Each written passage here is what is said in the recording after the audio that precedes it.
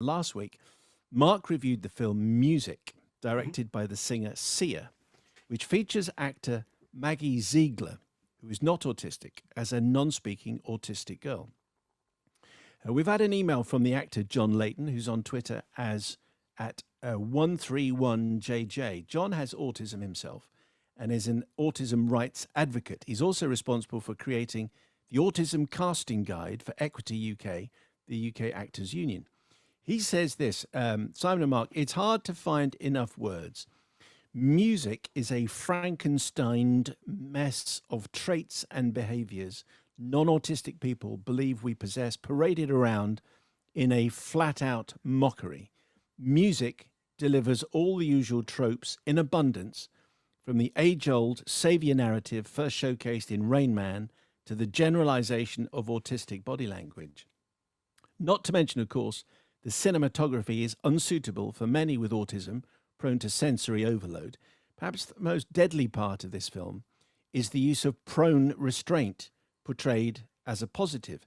This method of restraint, and I think there have been multiple reports of deaths due to restraint in the last decade. It is both terrifying and harmful to see it showcased with positive outcomes. We as a community are terrified at the weight this movie holds and how much good work it's going to undo.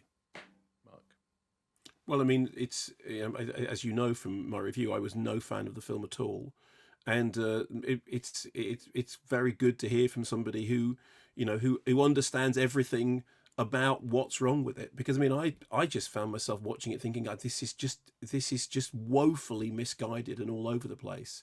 But that's great to get a response from somebody who can actually completely nail all the things. We did talk about the issue of restraint, because obviously this has been raised by people within the autism community who have raised exactly that point about restraint, and we did mention that in the review. And it's thank you very much for that email. That's really informative.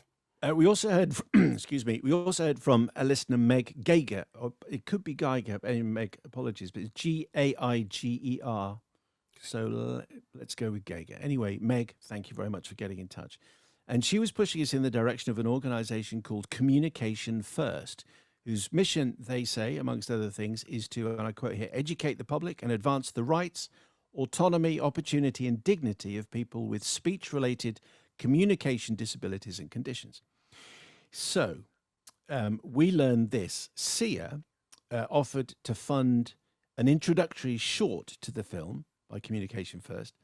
However, once a team of non-speaking and autistic people saw the film, provided feedback on how to improve it, they received no response. So they self-funded the short themselves.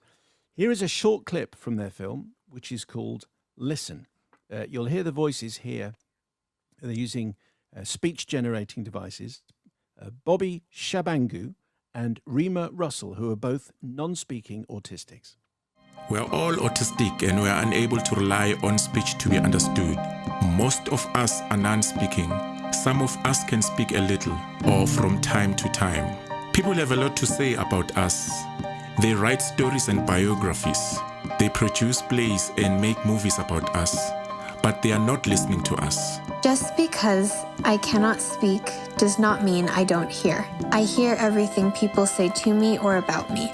I may not show understanding in my face, but I know and understand. Not a word said escapes my so strong ears.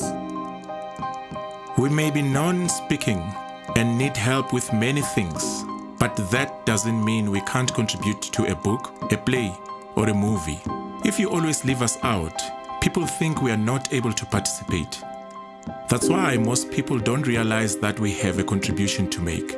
Include us, and you will see that we have so much to give. It's worth looking up the whole film. It's just 5 minutes long. From Communication First, it's called Listen. We heard from Bobby Shabangu and Rima Russell. And as you mentioned last week, Mark, Sia has said, I have been listening, and now the movie comes with a kind of a warning at the head of the movie saying it doesn't condone or recommend the use of restraint on autistic people.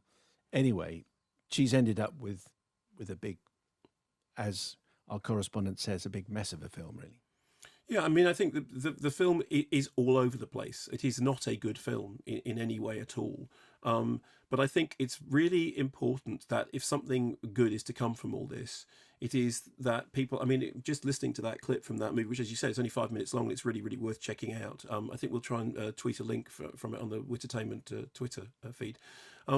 It's that thing about, people talk about us a lot, but they're not listening. People write about us a lot, but they don't listen to us. I think it's impossible to hear that and not think that is yeah, absolutely, and that's exactly what should be done. So if there is a positive here, it is that I do think the film is really, really, really all over the place.